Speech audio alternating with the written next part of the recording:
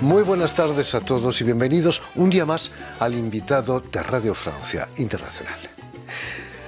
La editorial francesa Langage acaba de publicar Les enfants du quartier du Bataclan, los niños del barrio de Bataclan, libro del psicoanalista franco-boliviano Fernando Bairo Corrochano, en el que presenta una serie de dibujos de niños que, de cerca o de lejos, vivieron en París hace 5 años los atentados del Bataclan, en los que murieron 130 personas y resultaron heridas más de 400. Y precisamente para hablarnos de este libro y de su trayectoria como psicoanalista y terapeuta, Franco Bairo Corrochano ha sido tan amable de venir hasta nuestros estudios. Muy buenas tardes, Fernando. Te agradezco, Jorge de Batalla, la invitación. Una invitación en este tiempo de COVID, donde las cosas están muy complicadas en París, pero te agradezco mucho por esta invitación. Es un placer tenerte aquí, que hayas hecho el esfuerzo de venir hasta nosotros. Permíteme, Fernando, que explique antes que nada que has nacido en la ciudad boliviana de Cochabamba y que además eres doctor en psicología clínica y psicoanálisis por la Universidad Diderot aquí en París. Ya sé que es un tópico, pero cuéntanos por qué los latinoamericanos y sobre todo los argentinos son tan aficionados al psicoanálisis. Decir psicoanalista argentino es casi una redundancia. Exacto. En Sudamérica, en Bolivia o en el Perú, en Chile, hay un chiste que corre por ahí que se dice que la Argentina es una republiqueta psicoanalítica. Entonces, que todo el mundo se psicoanaliza. Ahora, históricamente es interesante porque los argentinos o la Argentina benefició de una inmigración de colegas que huían el nazismo durante la Segunda Guerra Mundial y se instalaron y fueron muy bien recibidos en Argentina. Y ahí pudieron crear asociaciones psicoanalíticas, tuvieron mucha presencia en la Facultad de Medicina de Buenos Aires y ahí se formó la primera generación en los años 40 de psicoanalistas. Entonces hubo una producción de psicoanalistas muy importante, ¿no? Y la tercera generación, con la dictadura militar en la Argentina, retomó el retorno y volvieron hacia Europa y se impusieron. Sobre todo hay muchos lacanianos, ¿no es cierto?, que luego creó una dinámica tanto en Sudamérica, sobre todo en Buenos Aires, ¿no? Fernando Bairo, cuéntanos, ¿cómo entras en psicoanálisis? Porque al psicoanálisis se entra como en una religión, ¿no? ¿O no? Más que una religión, es un asunto de una pregunta personal, ¿no? En mi caso era la ausencia de mi padre, entonces que hasta la adolescencia era soportable y luego no era soportable. Entonces el encuentro, yo hacía estudios de ingeniería en Chile, en Santiago, hice un encuentro con una psicoanalista con la cual comencé ese trabajo para tratar de ver qué sucedía con la ausencia del padre en mi vida. Y a partir de ahí, esa cuestión de la psicología, del psicoanálisis, me apasionó al principio, ¿no? Y nunca he dejado de practicarla hasta el día de hoy. Fernando Bairo, sé que además tienes una faceta de artista, de escultor. ¿Fue eso lo que te llevó a la arte terapia? Exacto, ¿no? Entonces mi actividad gira alrededor de 2 pilares. El pilar del inconsciente, vamos a decir, la búsqueda alrededor del inconsciente, la conciencia, el psiquismo, el psicoanálisis y la psicoterapia. Y del otro lado siempre tuve una práctica, es un asunto familiar. Tengo hermanos artistas, como el maestro José Bairo, que lo conoces, y el otro lado, entonces, de mi actividad es un pilar relacionado a la escultura. Yo modelo el arcilla, ¿no? Y puedo hacer acrílicos o bronces. Fernando, en la Universidad Diderot, aquí en París, vas a crear en el 97 del siglo pasado ya el Departamento de Artes y Mediaciones Terapéuticas. ¿En qué estadio se encontraba la arte terapia aquí en Francia cuando creas ese departamento? En ese momento no existía el arte terapia. Eso se escuchaba en los Estados Unidos, en Alemania, y en Francia era muy poco reconocido.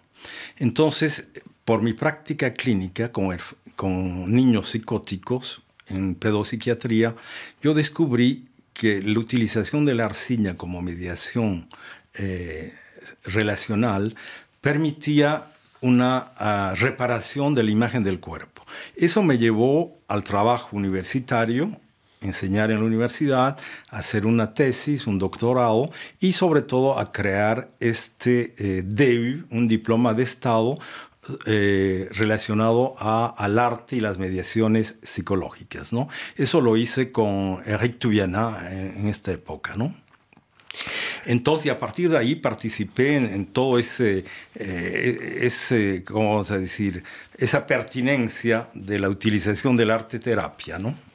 Volviendo al libro que acabas de publicar aquí en Francia, Los niños del barrio de Bataclan, en ese barrio que vas a crear con otros profesionales el Centro Médico Especializado en la Infancia y Adolescencia.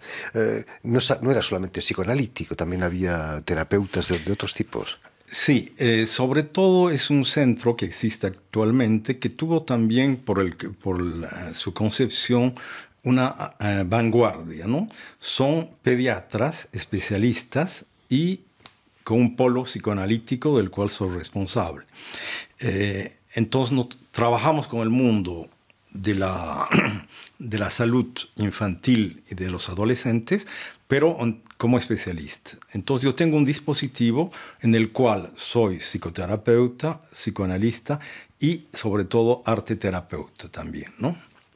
Es cierto que en el consultorio oísteis los disparos de los atentados, los primeros atentados de Charlie Hebdo ahí en París. Exacto, y eso lo relato en el libro, ¿no? Porque yo estaba ahí en consulta en mi dispositivo terapéutico que se encuentra a 5 minutos de los antiguos locales de Charlie Hebdo.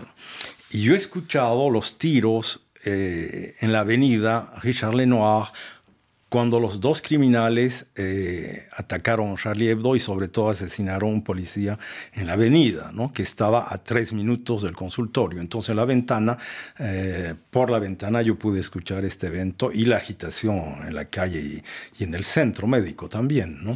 Y pocos meses después, los atentados de Bataclan y de los cafés y los bares alrededor. ¿Cómo viviste esos atentados? Como todos los parisinos, ¿no? Eso fue un impacto muy, muy fuerte, ¿no? Es un acto de guerra al interior de una ciudad como la ciudad luz de París, la ciudad de los artistas, ¿no? Un acto de guerra y que lo importante, que tuvo tanta repercusión, que tuve 25 niños en consultación en los 3 años siguientes, ¿no? En 2016, 2017, 2018. Entonces, afectados que no estaban presentes en los ataques, que eran vecinos o que pudieron ver la televisión y escuchar las noticias, ¿no? ¿De qué modo se vieron afectados por esos hechos tan dramáticos? Sí, eso ha llevado a que este libro exista, ¿no? Tal vez podríamos mostrarlo un poco a la cámara. Entonces, este libro en el cual presento los casos de estos niños son afectados en diferentes niveles, ¿no? Los niveles son angustia, acojo, problemas de depresión infantil, sobre todo depresión infantil, y un mutismo.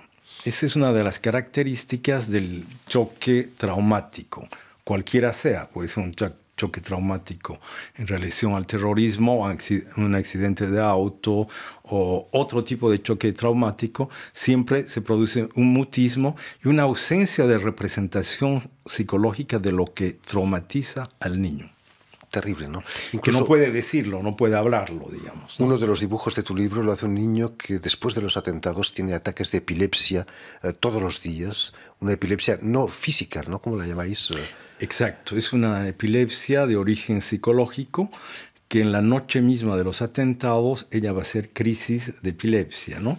Y es yo la llamo Lucy, que tiene 9 años en el momento en que viene a la consultación, y es la que hace esta representación tan increíble, ¿no? Que está en la portada del libro, ¿no? Donde se representa a la vez el atentado, ¿no? El efecto del atentado como una crisis epiléptica y lo que moviliza al interior de su intimidad, porque todos los niños que han venido, cuando están afectados de tanta violencia, moviliza en ellos otro tipo de conflictos más íntimos, ¿no? Que se mezclan con el primer impacto de violencia, ¿no? Hay dibujos realmente sorprendentes, el de un niño que dibuja los terroristas tirando contra una mujer con velo islámico. Exacto, ese es un sueño de una vecina del Charlie Hebdo. Estamos hablando ¿de qué? Estamos hablando de 20 metros de distancia. Ella no estaba ahí, ¿no? Estaba en la escuela, es otra chica de 9 años, que viene en consultación, pero que tiene un sueño y que me lo cuenta, los dos criminales que están tratando de matar una mujer velada, ¿no? Es fantástico, porque desde el punto de vista del psicoanálisis es realmente la representación fantasmática, inconsciente, de un evento exterior que viene a tocar una intimidad personal, ¿no? Y en el libro yo relato el trabajo con ella, primero de la representación del sueño, la calidad del diseño, lo podemos mostrar, ¿eh? La calidad del diseño es extraordinaria, por una parte. Podríamos hablar de qué se trata, por qué una calidad de representación, lo que yo le llamo esta imagen plástica al exterior, gráfica, tiene una equivalencia interna, psicológica. Entonces, la idea es producir una equivalencia casi en espejo, ¿no? Casi simétrica. Entonces, esta imagen sale, ella se representa casi como una estatua egipcia que muestra la rigidez que le produce este evento, ¿no? Que está soñando. Entonces, ahí vemos los dos criminales que atacaron al Charlie Hebdo, pero en este caso se ataca a una mujer velada. Entonces hay una mezcla, ¿no? del misterio porque una mujer velada.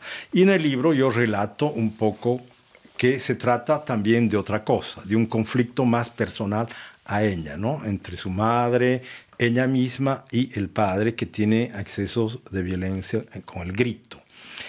El hecho de plasmar en una hoja de papel en blanco esos pensamientos a veces trágicos ayuda a los niños. Lucy, he leído que dejó de tener ataques de epilepsia justo 2 días después. Entonces la idea es presentar un dispositivo nuevo que yo he adaptado a esta situación del choque traumático, ¿no? Entonces la idea es proponer un ecrán blanco, ¿no? Entonces todas las pantallas actuales, todos los problemas que tienen los niños con los juegos de video, la computadora, ¿no es cierto?, el cine, la televisión, todo eso tiene un reflejo en esta página blanca. ¿Por qué? Porque psicológicamente todos los humanos, y sobre todo los niños, se representan internamente imágenes. Tenemos una pantalla interna, muy poco conocida, de representación psíquica. Y en general, esas representaciones de imágenes internas son inconscientes. El hecho de proponer el ecrán afuera o la pantalla afuera, es decir, dialogar en el choque traumático, se borran las imágenes. El niño no puede acordarse de lo que le sucedió o lo que pasó en esa noche de los ataques terroristas. Y cuando uno pone una imagen así, a la vez es un gran estimulador de imágenes sensoriales, porque uno les da color, ¿no es cierto? Les propone tinta china, les propone colores, ¿no es cierto? Entonces el niño, que empieza poco a poco a representar, va a terminar por darle una representación interna de lo que ha sucedido, porque puede plasmarla al exterior. Esos dibujos son también una manera de desafiar a los terroristas, ¿no? De protegerse contra futuros ataques. He visto algún dibujo donde hay una bandera de la República Francesa como con un brazo en alto que hace barrera al terrorismo. Exacto. Ese niño, que podemos mostrar la imagen, luego la veremos, efectivamente, los valores de la República, y es lo que se habla mucho actualmente, impiden el acceso de la violencia. Este niño me enseñó a mí que ya tenía varios años de investigación respecto a este asunto de utilizar la pintura en terapia, me aprendió que el dibujo puede tomar el valor de una barrera, de una muralla, de un escudo, a la efracción de una violencia. O sea que a la vez impide que continúe su efecto mortífero y a la vez es un desafío a la violencia terrorista, ¿no? Como una especie de impacto de retorno, ¿no? Y varios niños en el libro muestran cómo ellos mismos parten en guerra, ¿no? Se van a darles una réplica a los terroristas. El libro que nos estás mostrando es un ejemplar magnífico. ¿A qué se debe la talla? ¿También es una barrera contra el terrorismo el hecho de que sea grande y no un pequeño libro de bolsillo? Exacto, y es pesado, además, muy cartonado. La idea personal que me pertenece es que yo quería hacer un homenaje a estos niños que tuvieron la fuerza de figurar la violencia terrorista y sobre todo de evitar los efectos desastrosos y mortíferos de esta violencia, ¿no? Entonces, sobrepasar, gracias al diseño, sobrepasaron los efectos de esta violencia. Entonces, la idea era hacer una especie de monumento. Tú decías que tengo una práctica de escultor, casi es un objeto, de escultura. Entonces la idea era como si me habían pedido hacer un monumento a los niños afectados por la violencia. Entonces esa es la razón, por qué este libro sea así. Entonces el tamaño es como un álbum de arte, ¿no? De presentación, y darle la importancia a los diseños, ¿no? Los diseños que luego los podríamos ver en detalle. Entonces, esta forma italiana, que se llama italiana, permite justamente dar mucho más valor al diseño que una reproducción pequeña, ¿no? Fernando, has guardado el anonimato de todos los niños, salvo el de Lucy. ¿Por qué? No, Lucy también es, yo la nombro, pero no se llama Lucy. Es un nombre cambiado, porque fue con la cual el resto de los niños tienen simplemente una letra, ¿no? M, D, C. Pero Lucy, ¿por qué nombrarla? Porque le dedico muchas páginas a ella, cuento toda la parte clínica, ¿no? Y sobre todo cuando yo le pedí permiso para publicar sus diseños y a los padres también, a la madre, al padre, de decirles que yo voy a relatar toda la cura, porque me parecía muy importante si ellos estaban de acuerdo. Y Lucy, que yo la llamo Lucy, me dijo lo siguiente, ¿no? Me dijo, si eso puede ayudar a otros niños, estoy de acuerdo que publiques mis dibujos. ¿No? Fantástica respuesta. Lucy tal vez por una imagen de los Beatles también, ¿no? Lucy in the Sky. Por mucho tiempo fue la primera mujer en la Tierra, ¿no? Exacto, Lucy. También Lucy, la primera mujer. En fin, esperemos que este libro sirva para ayudar a muchos otros niños. Ya lo saben, Les enfants du quartier du Bataclan, los niños del barrio de Bataclan, libro del psicoanalista franco-colombiano. Franco-boliviano. He dicho colombiano, perdón. Franco-boliviano, Fernando Bairo Corrochano, ha sido editado aquí en Francia y en francés por las ediciones de Langage. Muchísimas gracias, Quisiera Fernando. adoptar, si tú permites, Por supuesto, aportar una pequeña cosita, que este libro está tomando no solamente una dimensión clínica, sino una dimensión pedagógica. La idea es que el adulto que frecuente este álbum, que ve las imágenes de esos niños, puede él mismo, a través de la representación gráfica, sentir emociones propias de adulto, de lo que sintió ese 13 de noviembre de 2015, ¿no? Y que permita en las escuelas de pensar algo que es impensable, que es tanta violencia terrorista. En fin, muchísimas gracias de nuevo, Fernando Bairo, por haber estado aquí con nosotros. Permíteme también que dé las gracias a Vanessa Loiseau y a Julian Leng, quienes se han ocupado hoy de la realización del programa. Y enviar un saludo. Muchas gracias a ustedes. Permíteme también que envíe un saludo muy especial a nuestros telespectadores, porque también los tenemos, que nos siguen en toda América Latina, seguro que en Cochabamba, en Bolivia también. Seguro. Gracias a una cadena de televisión uruguaya que se llama Canal U y emite desde Montevideo, allí en Uruguay. Y a ustedes, muchísimas gracias por su atención y les damos cita para una nueva edición de El Invitado de Radio Francia Internacional.